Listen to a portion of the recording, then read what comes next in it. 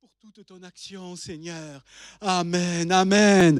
Oh, gloire à Dieu, on peut applaudir le Seigneur. On a chanté sa gloire, mais là, on veut maintenant la voir encore, parce que notre Dieu, il est le même, hier, aujourd'hui et éternellement, et il ne change pas. Il n'y a ni changement, ni ombre de variation. C'est sa parole, c'est la Bible, oh, qui nous le dit, et nous le croyons, et nous serrons ces paroles sur notre cœur, gloire à Dieu.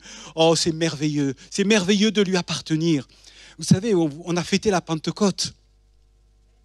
On a fêté, c'était hier, c'était le lundi. Là, aujourd'hui, on peut dire que c'est le mardi de la Pentecôte. Mais bon, sinon, après, on pourrait aller très loin dans le calendrier.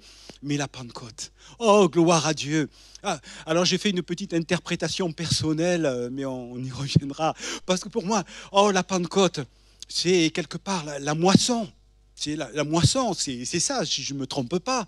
Mais la moisson, mais là, aujourd'hui, c'est le temps de la récolte, gloire à Dieu. Amen. Nous voulons récolter la grâce de Dieu. Pour moi, la Pentecôte, oh, c'est la fête de l'espérance. La fête de l'espérance. Parce qu'après avoir semé avec larmes, oh, nous voulons moissonner avec des chants d'allégresse, gloire à Dieu. Cette fête qui est importante, c'est vrai pour les Israélites, mais aussi bien pour chacun d'entre nous. Parce que quelque part, c'est la naissance de l'Église. La Pentecôte, c'est la naissance de l'Église. Qu'est-ce qui s'est passé le jour de la Pentecôte? Oh, nous voyons bien Pierre, qui va, ce gaillard-là, qui à un moment donné avait renié le Seigneur, qui avait fait différentes choses. Eh bien, il va se lever, et puis il va annoncer le nom de Jésus. Il va annoncer celui en qui il croit, et il va se passer bien des merveilles. Il va se passer vraiment des grandes choses. Et ce soir, je crois qu'encore au milieu de nous, il peut se passer de grandes choses, parce que notre Dieu, oh, il est le même. Il est le même, il ne change pas. Avant la Pentecôte, qu'est-ce qu'ont fait les apôtres, les disciples? Ils ont suivi Jésus pendant 3 ans et demi. Mais est-ce qu'ils ont fait des prodiges, des miracles? Est-ce qu'ils ont fait des choses? À part l'épisode où ils sont partis les 12 d'un côté, les 70 de l'autre, eh bien, ils ont écouté, ils ont suivi Jésus, ils ont attendu la grâce de Dieu. Mais après la Pentecôte, eh bien là on voit qu'il y a transfert. Et là on voit eh bien les apôtres qui annoncent la parole avec force, avec puissance, avec assurance. Et il nous est dit dans la parole, eh bien que c'est Actes chapitre 4, c'est le dernier transparent, alors on va un peu changer. Donc dans les Actes il est dit, eh bien quand ils eurent prié, le lieu où ils étaient assemblés trembla, et ils furent tous remplis du Saint-Esprit, et ils annonçaient la parole de Dieu avec assurance. Oh, ces apôtres, ces disciples qui étaient là, qui étaient faibles, et lorsqu'ils vont aller à Jérusalem, retourner à Jérusalem, ils vont attendre eh bien, ce moment que le Seigneur leur avait dit. Et puis là, eh bien, ça se fait. Ils ont attendu, mais la grâce de Dieu s'est manifestée, et après ils ont pu annoncer la parole avec force, avec assurance. Et si on lit les actes des apôtres, on pourrait dire les actes du Saint-Esprit, vraiment comment le Seigneur s'est révélé, comment le Seigneur a agi, comment il y a eu ces miracles, ces guérisons, même au point, eh bien, quand les apôtres passaient, il y en a qui, simplement avec un mouchoir, avec un papier qui avait touché, pas un papier, mais un tissu, qui avait touché les apôtres, eh bien, là, ça guérissait autour. Oh, l'ombre même d'un apôtre, lorsqu'il passait, il y avait des guérisons. La puissance de Dieu se manifestait, le Saint-Esprit était répandu. Oui, Seigneur, nous voulons vivre la Pentecôte. Et c'est encore pour nous aujourd'hui. Et c'est là la promesse de notre Seigneur. Et c'est pour cela que la Pentecôte, oh, c'est la fête de l'espérance. Mais c'est aussi l'accomplissement des promesses de notre Dieu. L'accomplissement des promesses de notre Dieu. Et ce soir, je voulais juste donner un petit titre à ce que je voulais vous annoncer. C'est sur le chemin de la grâce. Sur le chemin de la grâce. Notre Dieu, eh bien, il est vraiment merveilleux. Et là, on peut lire dans 2 Corinthiens, le chapitre 1er et au verset 3, il nous est dit, béni soit Dieu, le Père de notre Seigneur Jésus-Christ, le Père des miséricordes et le Dieu de toute consolation, le Dieu oh, de toute grâce, sur le chemin de la grâce. Et l'apôtre Paul, eh bien, il avait bien compris, il vient bénir le Seigneur, il vient le remercier, il ne sait plus trop comment le dire. Seigneur, tu es grand, Seigneur, tu es fidèle, Seigneur, tu es bon, tu es le Père de notre Seigneur Jésus-Christ, le Père des miséricordes. C'est-à-dire, eh bien, que ton regard, il est sur moi. Que ton regard, eh bien, il est porté sur moi pour apporter ta grâce, pour apporter ta consolation, pour apporter ta grâce, parce que tu es un Dieu vraiment merveilleux, merveilleux et fidèle. Oui, ce soir, tu peux y aller. Ce soir, eh bien, je veux croire en lui. Ce soir, je crois au Dieu des miracles. Ce soir, je crois au Dieu créateur. Je crois qu'il est là au milieu de nous et qu'il veut encore agir avec puissance, avec gloire, parce que nous sommes maintenant ses enfants. Nous sommes ses enfants. Il est, notre Père, le Dieu des miracles. Dans Hébreux 11 et au verset 11, c'est Sarah.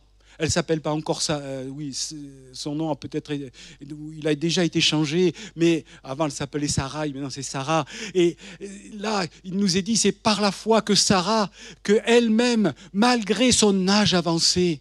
Pourquoi son âge avancé? Parce qu'elle va devenir enceinte et elle va accoucher après du fils de la promesse. Gloire à Dieu. Elle va avoir un enfant. À quel âge? 80.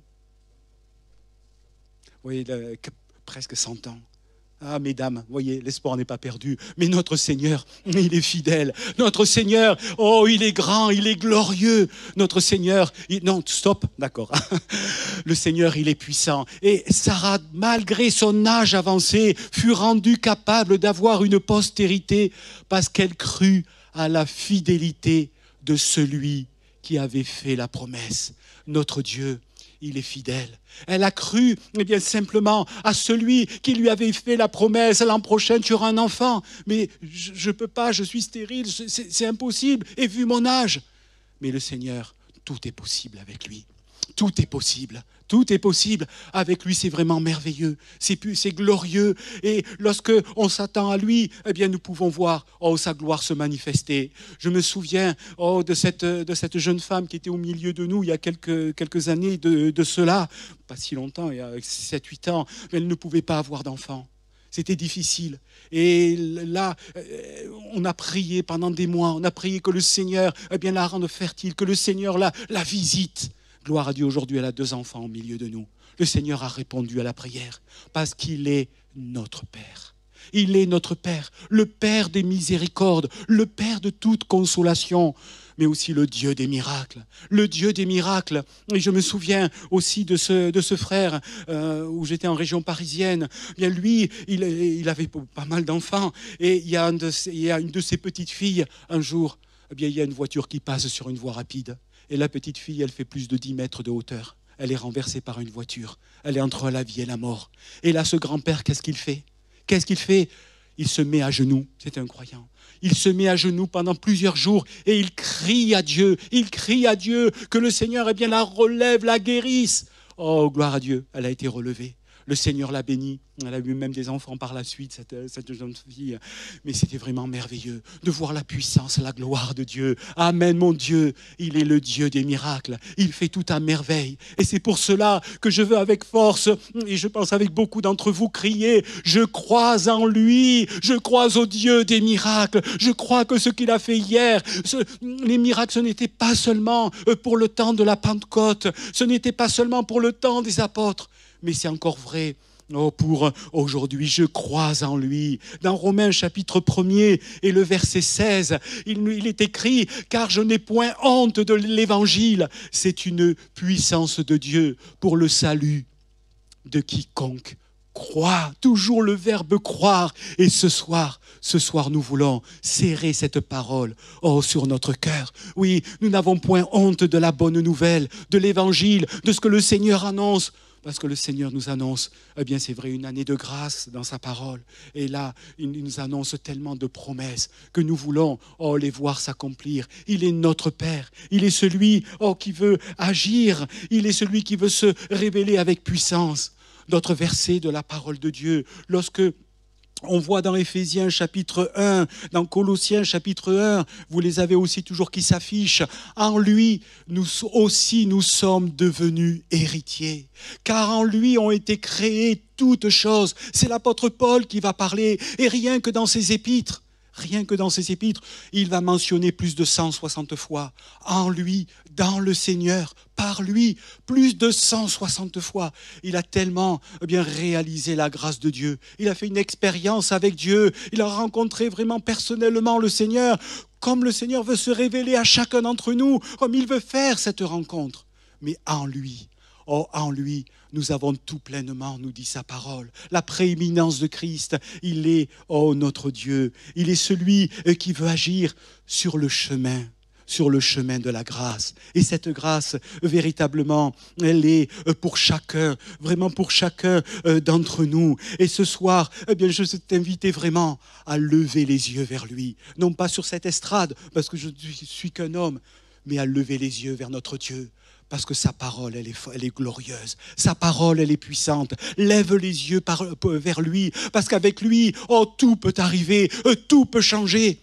Le score de France-Danemark, non, il ne changera pas. C'est 2-1, on a perdu, c'est fini. L'arbitre, il a sifflé la fin du match. C'est terminé. Même Marseille ne peut rien faire, c'est fini. Mais avec mon Seigneur, le match n'est jamais fini, gloire à Dieu. Le match n'est jamais fini, gloire à Dieu. Il est puissant pour agir, il est fidèle pour intervenir. Et lorsque je vois dans l'évangile de Jean, au chapitre 11, verset 40, qu'est-ce qui se passe? Qu'est-ce qu'il se passe? Eh bien, c'est là Jésus qui va dire à Marthe et à Marie, deux sœurs qui viennent de quoi? De perdre leur frère. De perdre leur frère. Et là, eh bien, ça ne fait pas quelques minutes que son frère est mort, ça fait quelques jours. Et là, il est dans le tombeau. Il est déjà dans le tombeau. Il est déjà dans cette caverne. Il y avait juste une pierre à rouler. Et là, les sœurs ont dit, non, mais ne la roule pas parce qu'il va y avoir l'odeur. Donc c'est fini. Le match est plié. L'arbitre a sifflé, c'est fini. Mais pas pour notre Seigneur. Parce qu'il nous dit qu'il était ému de compassion. Et Jésus a même pleuré sur le tombeau de Lazare. Et là, il va dire à Marthe et à Marie, crois. Ne t'ai-je pas dit que si tu crois, tu verras la gloire de Dieu. Si tu crois, tu verras la gloire de Dieu. Tu la verras se manifester dans ta vie, dans ton foyer, dans ton couple. Si tu crois, tu verras la grandeur encore agir de notre Seigneur. Il est tout puissant. Il est celui qui veut nous relever. Il est celui qui veut prendre vraiment soin de chacun d'entre nous. Il est celui qui agit avec merveille lorsqu'on le prie, lorsque nous nous attendons à lui. Il y a 15 jours, un dimanche matin, il y a notre sœur Michel qui était là. Elle m'interpelle au début du culte et elle me dit, Daniel, eh bien, il faut prier pour moi parce que là, j'ai des problèmes de cœur. Après, elle m'a dit, je crois que c'était la tachycardie, mais je mettrai entre guillemets. Et on a prié. Et à la fin du culte, elle vient me tirer la cravate, que je n'ai pas ce soir, hein, mais moi, il fait chaud. Hein. Et donc, elle me dit, Daniel, eh bien, j'ai plus rien, je suis guéri, gloire à Dieu, parce que le Seigneur a répondu. Il répond à la prière. Mon Seigneur, il est vraiment merveilleux, il est puissant. Après, je me souviens, il y a quelques semaines de cela, un vendredi soir, il y a notre sœur Vicky qui est partie quelques mois dans le Périgord vert, là, du côté de Bergerac, par là-bas, et elle a refait une petite bergerie, enfin bref, c'est la petite maison dans la prairie, et là, à un moment donné, elle ne peut plus rien faire parce qu'elle a des fortes douleurs dans le cœur, parce qu'elle a moins de 30% de capacité cardiaque. Donc, vous voyez, mais elle est toute seule au milieu des champs, sans électricité, groupe électrogène, sans eau, c'est le puits, et les toilettes, ils sont dehors, c'est à l'agent du voyage, c'est bien, gloire, plus maintenant. Hein. Et puis, donc le Seigneur, elle a crié à Dieu, et elle a eu de la peine à monter l'échelle, parce que pour aller sur sa mezzanine pour se coucher, et là, elle s'est endormie. Et de là, elle a prié, Seigneur, tu vois, je suis seule. Je suis seul, je n'ai plus rien, je suis pas abandonné, mais je suis là, je ne peux plus rien faire. Seigneur, il n'y a que toi, mon Dieu, il n'y a que toi. Elle a crié à Dieu. Une demi-heure après, même pas, elle se réveille. On avait notre réunion téléphonique du vendredi soir. Et elle me dit, mais Daniel, alors que je disais, on va prier encore à tous les frères et sœurs par téléphone, on va prier pour Vicky. Et elle me dit, non, c'est bon, je suis là, j'ai plus rien, gloire à Dieu. Le Seigneur avait aussi mis sa main et avait enlevé aussi ces malaises cardiaques. Mon Seigneur, il est grand. Il est puissant dans tous les domaines de notre vie. Il intervient. Là aussi, j'ai mon fils, il y a quelques semaines, à peu près une quinzaine de jours, il passe le Karcher devant chez lui. Et puis, je ne sais pas, il ne le fait jamais, mais là, le Karcher tombe et il se retourne. Et avec la puissance du Karcher, ça lui vient dans l'œil. Et il n'avait pas ses lunettes de protection. Je peux vous dire que pendant quelques heures, il a souffert, mais vraiment, il voulait aller à l'hôpital. Mais à un moment donné, il a crié à Dieu, il a prié. Il s'est endormi et il n'a plus rien. Gloire à Dieu, alors que la douleur était là, que la douleur était forte et qu'il risquait de perdre un œil. Mon Seigneur, il est celui qui veille. Il ne sommeille ni ne dort. Oh, celui qui est notre Dieu, gloire à Dieu. Oh, je disais aussi, certains l'ont déjà entendu, ce témoignage de la puissance de Dieu. Lorsque j'avais à peu près 25 ans, c'était l'année dernière. Et donc là, le médecin, parce que je ne pouvais presque plus marcher, plus jouer au foot, plus rien faire. Et là, à cause de hernie inguinale. Et là, le docteur me dit, il y en a deux belles. Ah, je n'ai pas qu'une, moi je fais toujours en double. C'est au cas où, si j'en perds une, je trouve l'autre. Et là, qu'est-ce qui se passe? Il m'a dit, allez, va voir le chirurgien. Je vais voir le chirurgien. Le chirurgien me dit, écoutez, il faut rentrer tel jour, dans 2-3 jours après, pour vous opérer, parce que vous risquez que ça passe à travers, voilà. Pas couper la jambe, non. Et donc là, je compte sur la grâce de Dieu. Je prie, j'ai dit, non, j'y vais pas. Il y a le code barre, j'y vais pas encore. Donc, et là, j'ai pas été. Et ça fait plus de quelques années, 8 ans, comme on dit. Je n'ai jamais été opéré. J'ai rejoué au foot, je faisais du jogging. Mon Seigneur, il est celui qui m'a délivré. Plus une seule douleur, gloire à Dieu. Alors qu'il fallait opérer, là, il n'y a que ça. Je risque une éventration, non. Mais Seigneur, il est celui qui veille sur nous. Il est celui qui nous relève. Il est celui qui nous guérit. Alors ce soir, lève les yeux. Lève les yeux vers lui, parce qu'il peut vraiment toutes choses. Ne t'ai-je pas dit que si tu crois, tu verras la gloire de Dieu. Tu verras la gloire de Dieu. Je me souviens aussi de ce frère en région parisienne. Il avait une jambe qui était raide et de là un grand gaillard. Et un jour, il avait avec sa jambe raide, il dit non Seigneur, je ne peux pas rester comme ça, c'est impossible. Et puis il était assis sur le trône et là, vous voyez, le Seigneur guérit n'importe où. Et il s'assit et puis qu'est-ce qui se passe? Et il dit Seigneur, maintenant tu me guéris. Eh bien, gloire à Dieu. Sa jambe s'est remis à marcher, il s'est remis à marcher normalement, gloire à Dieu. Mon Seigneur l'a délivré. Mon Dieu, il est le Dieu des miracles. Il est le Dieu du miracle, il est le Dieu tout-puissant, il est le Dieu fidèle qui agit avec merveille. Mais pourquoi il agit ainsi? Parce qu'il veut nous bénir. Il veut nous bénir. Notre transparent, le suivant, je crois, merci, c'est Luc chapitre 4, verset 50. C'est Jésus qui va conduire tous ses disciples. Il les conduisit jusque vers Béthanie. Et là, il a levé les mains et il les bénit. Mais dans ce mot bénir, on peut voir plusieurs pas des interprétations, mais il y a plusieurs sens à ce mot bénir. Il va leur donner la force de pouvoir agir en son nom. Il va leur donner la force de pouvoir continuer le chemin. Le Seigneur, il est celui qui veut te bénir ce soir. Il est celui qui n'arrête pas, qui a toujours son regard sur toi, qui veut agir dans ta vie, quelle que soit la situation, qu'elle soit la plus dramatique, ou pour l'instant peut-être tu n'as besoin de rien. Mais sache qu'il veut te bénir. Il veut te bénir. Et notre merci, le suivant, le chapitre 1er du prologue de l'évangile de Jean, verset 12, à tous ceux qui l'ont reçu, à tous ceux qui ont reçu la grâce de Dieu, à tous ceux qui croient en son nom. Est-ce que ce soir tu crois en son nom? Amen. La seule chose que je désire, c'est que tous croient au nom de Jésus, parce que c'est lui seul qui peut changer ta vie. À tous ceux qui croient en son nom, elle a donné le pouvoir de devenir enfant de Dieu. Elle a donné le pouvoir de devenir enfant de Dieu. Alors si tu en doutes, serre cette parole sur ton cœur. Tu es maintenant enfant de Dieu. Si tu crois de tout ton cœur, si tu confesses de ta bouche que Jésus-Christ est Seigneur, qu'il est celui qui veut agir dans ta vie, amen, tu deviens enfant de Dieu et tu as la vie éternelle. Si tu confesses de ta bouche, si tu confesses ta vie, Seigneur, tu vois ma vie passer. Oui, tu me demandes de demander pardon. Tu me demandes de changer de vie. Seigneur, c'est ce que je fais. Je me tourne vers toi, je me convertis, je change de vie. Je veux une autre vie. Et le Seigneur eh bien agit et il fait de toi une nouvelle créature. Mais surtout, il fait de toi, son enfant. Tu deviens enfant de Dieu. Oh, gloire à Dieu. Je me réjouis de cela. Alors, c'est vrai que la Pentecôte, c'est la fête de l'espérance, de l'accomplissement des promesses de notre Dieu. Et là, il nous a dit, acte 8, vous recevrez une puissance survenant sur vous et vous serez mes témoins jusqu'aux extrémités de la terre. Vous recevrez une puissance, mais ce n'est pas une puissance passive. Ce terme, c'est une puissance active. Vous recevrez une puissance, le Saint-Esprit, et vous serez mes témoins sur toute la surface de la terre, jusqu'à Antibes, je disais à Draguignan, jusqu'à Paris, jusqu'à Paname, jusqu'à tout que le Seigneur nous donne d'aller. Oui, vous recevrez une puissance et vous serez mes témoins.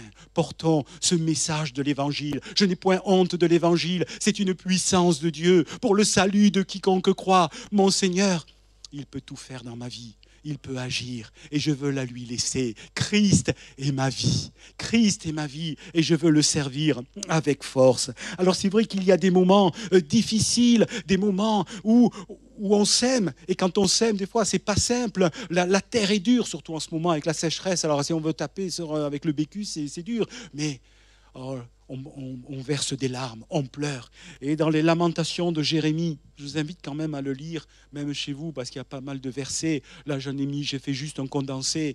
Jérémie, qui avait été appelé par Dieu. Jérémie, qui avait reçu l'appel de Dieu. Qu'est-ce qu'à un moment donné, il va dire, mais ma force est perdue, je n'ai plus l'espérance en l'Éternel. Mais ce qui me donnera de l'espérance, eh bien, c'est de regarder vers le Seigneur. Les bontés de l'Éternel, elles ne sont pas épuisées. Et il va terminer. Il est bon d'attendre en silence le secours de l'Éternel. Pas le secours des hommes, même si le Seigneur peut se servir des hommes et des femmes, bien sûr, par moments. Je bénis Dieu pour la médecine. Je bénis Dieu pour la médecine, que Dieu donne l'intelligence aux hommes pour qu'ils puissent soulager l'humanité. Mais je dis, il est bon d'attendre en silence le secours de l'Éternel. C'est un secours qui ne fait jamais défaut. C'est un secours qui est toujours là, que le Seigneur vient toujours pour nous visiter et toujours pour nous bénir. C'est merveilleux. Et l'apôtre Paul va dire, lui-même va dire dans Philippiens 4:4, réjouissez-vous toujours dans le Seigneur. Réjouissez-vous. Même si je suis dans l'épreuve ou la difficulté, mais oui, réjouis-toi non pas de l'épreuve, mais réjouis-toi que le secours, il est en l'Éternel, parce que jamais il ne t'abandonnera. Le roi David l'avait bien compris, de toute sa vie, il en avait fait l'expérience. Il en avait fait l'expérience aussi, mon père ou ma mère m'abandonnerait, toi, tu me recueillerais. Toi, tu serais près de moi. Tu es près de moi et tu viens agir. Tu as été là. Tu es là et tu seras toujours là. C'est dans ce sens que l'apôtre Paul va dire, réjouissez-vous dans le Seigneur. Les choses d'ici-bas, c'est pour un temps. On rend à César ce qui est à César, mais à Dieu ce qui est à Dieu. Et notre confiance, nous voulons, toujours notre croyance, nous voulons la mettre dans notre Seigneur Jésus.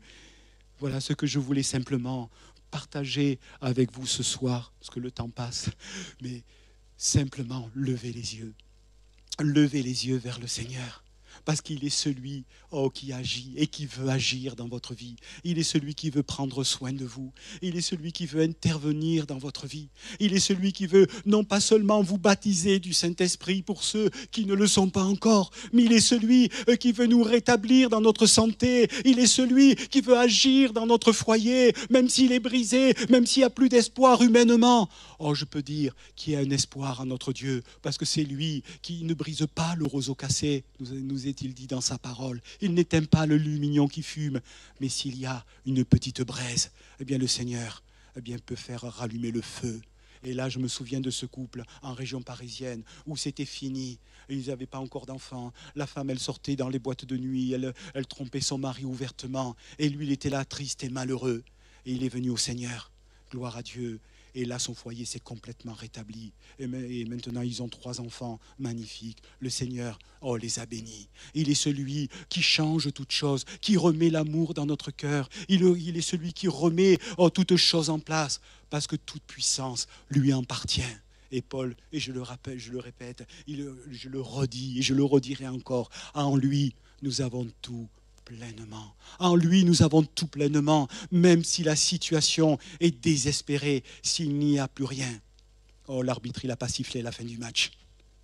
L'arbitre, il n'a pas sifflé. Notre Dieu, il est vainqueur. Toute chose, c'est vrai qu'on court bien de ceux qui aiment Dieu, mais aussi de rajouter que nous sommes plus que vainqueurs par celui qui nous a aimés. Romains 8. Nous sommes plus que vainqueurs par celui qui nous a aimés. Alors, je vous invite à courber vos fronts. On va courber nos fronts ensemble. Et quelle que soit votre difficulté, quel que soit votre besoin, appuyez-vous, levez les yeux vers celui qui peut toutes choses. Levez les yeux vers le Seigneur qui est merveilleux, vers celui qui vient agir. Merci la louange, si tu peux revenir, Daniel. Levez les yeux vers celui qui vient encore intervenir, qui veut intervenir, parce qu'il est notre Père. Il est le Père des miséricordes. Et nous voulons être sur ce chemin de la grâce, sur ce chemin où là, le Seigneur nous attend. Et il veut répandre sa bénédiction. Alors je demanderai aux bien-aimés qui ont besoin de la grâce de Dieu, qui ont besoin d'une bénédiction. Je ne veux pas moi la savoir, mais faites-la connaître à Dieu. Faites-la connaître à Dieu. Alors tous ces bien-aimés qui ont besoin d'une bénédiction, que cela soit pour un membre de leur famille, de dire Seigneur, maintenant tu le vois, tu agis dans son cœur, tu agis dans son corps, tu agis dans son âme. Ou alors pour vous-même. Ou alors, Seigneur, je veux connaître cette puissance. Je veux être renouvelé dans le Saint-Esprit. Je veux recevoir ce baptême. Maintenant, pendant qu'il y a un chant cantique, je ne sais pas lequel, mais celui que le Seigneur vous inspire, je vous demanderai de vous lever à votre place. Et ensemble, on lève les yeux vers le Seigneur. Et on dit, Seigneur, maintenant tu agis. Tu vois, Seigneur, ma demande, mon Dieu. Tu vois, Seigneur, pour moi, mon petit-fils, Seigneur. Je te demande, mon Dieu, d'aller encore parler à son cœur, Seigneur. Tu vois, Seigneur, la souffrance de l'un, la souffrance de l'autre, mon Dieu. N'hésitez pas, levez-vous pour regarder vers le Seigneur et dites, Seigneur, Seigneur, criez à lui.